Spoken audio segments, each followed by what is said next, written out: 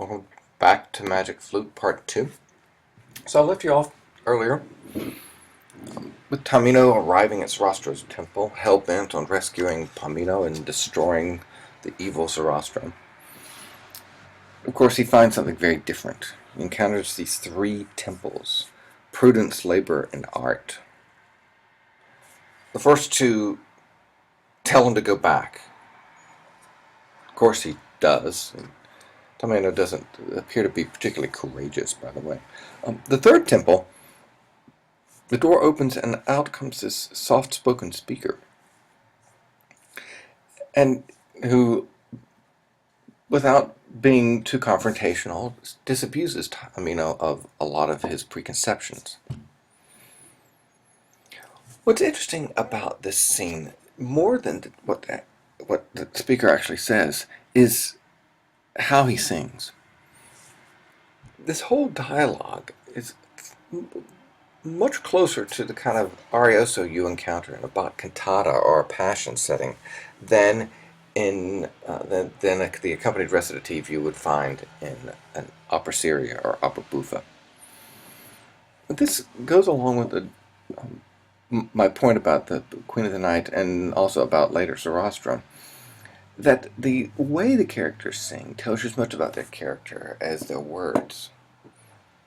Queen of the Night sings in this overblown opera seria, Italianate opera seria style. Papageno, it's very simple, sings straightforward strophic setting.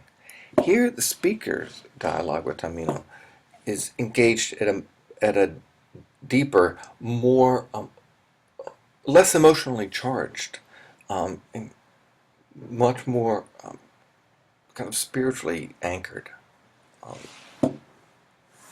emotion.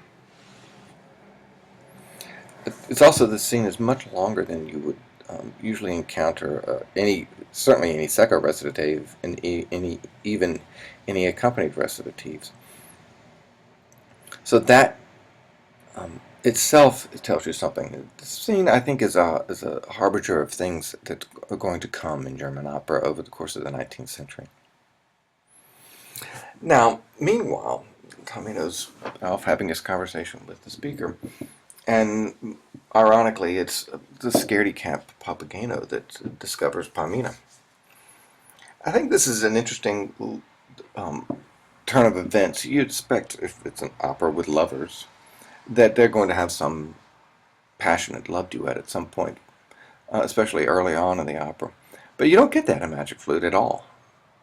Tamino's passionate expression of love is to Pamina's picture, this famous aria Dies Bildnis.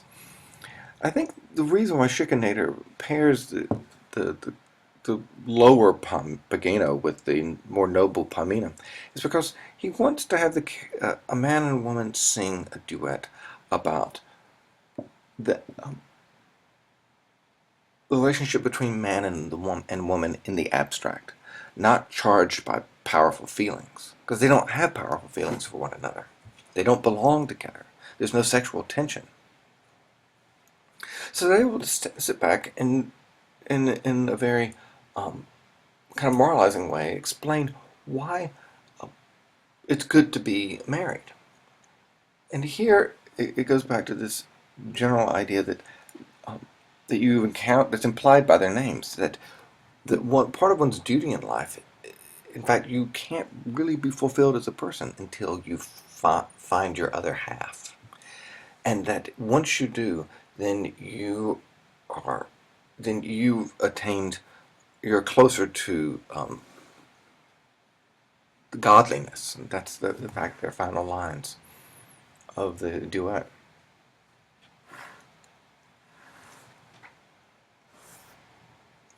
Now the second act,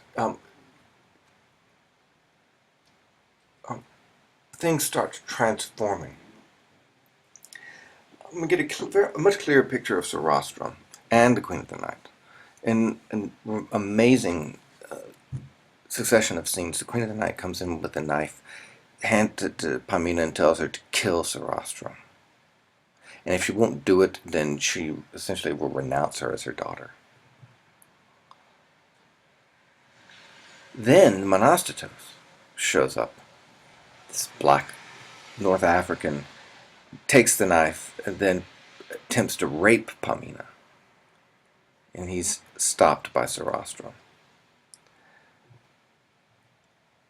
Now, then Sarastro follows with this hymn of forgiveness, the exact opposite in musical style and in emotional tone from the aria that the Queen of the Night just gave.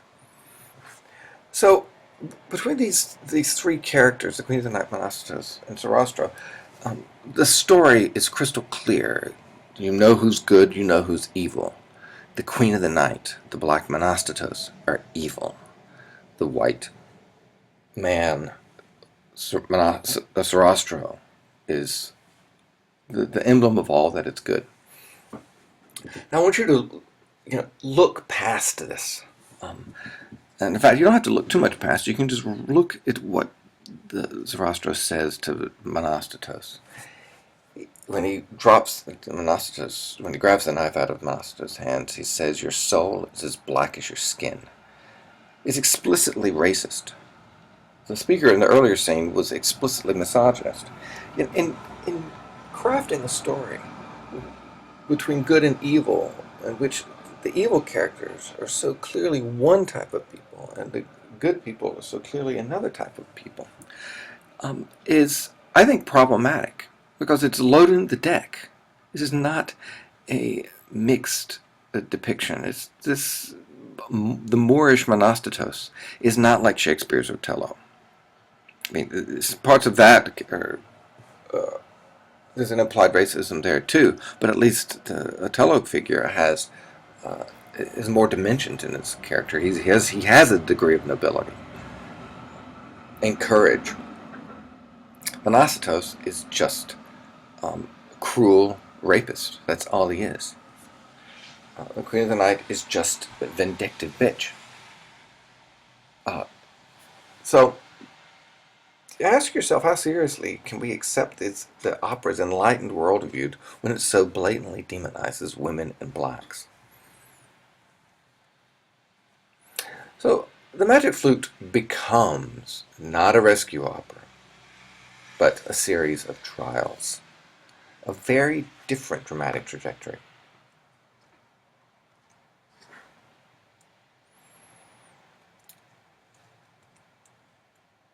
Supposed to go here.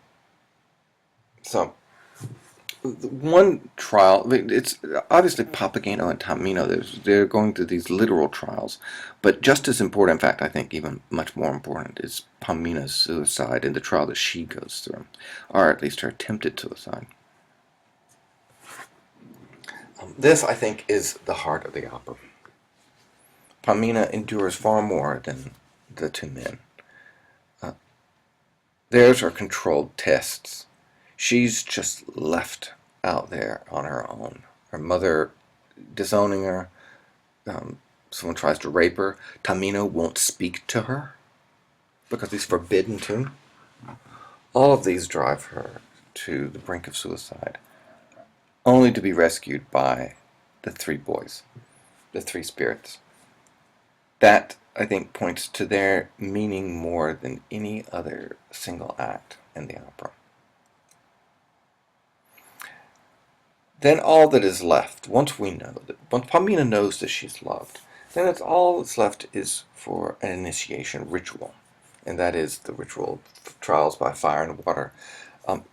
Tamino is obliged to go through them, but Pamina leads him, and she's the one that brings back the magic flute.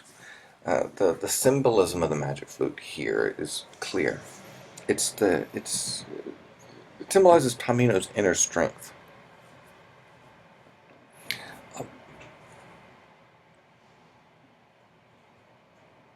Now, again, this is an amazing scene and different than anything you'll encounter in Italian opera. Very different. It begins with a chorale prelude directly inspired by Bach, with two characters singing a chorale just like Bach would have said in one of his cantatas. Very interesting. These characters are nameless, these two armed men. They joined Pamina and Tamino just before the trials. This is the high point of the opera, and these two characters we've never seen before, don't even know their names, are singing behind them. They're not characters. Um, why does Mozart put them together like that? And not only does he have them sing with them, but he has them sing equal parts. The tenor actually takes over Tamino's line in the second verse of the quartet. It's what's clear is that this is not a world of social distinctions like an Italian opera buffa. That's situated in social settings. Magic Flute is situated in this idealized world. Um, Ideally, everyone is equal. Of course, the reality of it is that they're very different in terms of character. And in fact, I think that makes Mozart's Magic Flute in some ways a more disturbingly unequal opera than the characters in, say, Marriage Figaro. There, the social circumstances place the characters in different roles in society. But then when you actually see the opera played out, you see that the servant characters really possess as much nobility, in fact more, than their superiors. In Magic Flute, everyone is ostensibly equal. Tamino, Papageno, they joined the trials, uh, go in it together, as if they were equal. But of course, they're not equal. Papageno is just simply doesn't have the self-discipline, um, and he doesn't have the character that Tamino does. This is clearly implied. Finally, the opera ends with the big triumph of light over darkness. This idea of a light over darkness, good over evil, we're going to come back to. This imagery is used again and again in German 19th century opera, really throughout this entire unit. It won't always mean the same thing, but at least for now, light means enlightenment, reason, the sun, and it triumphs over darkness and night.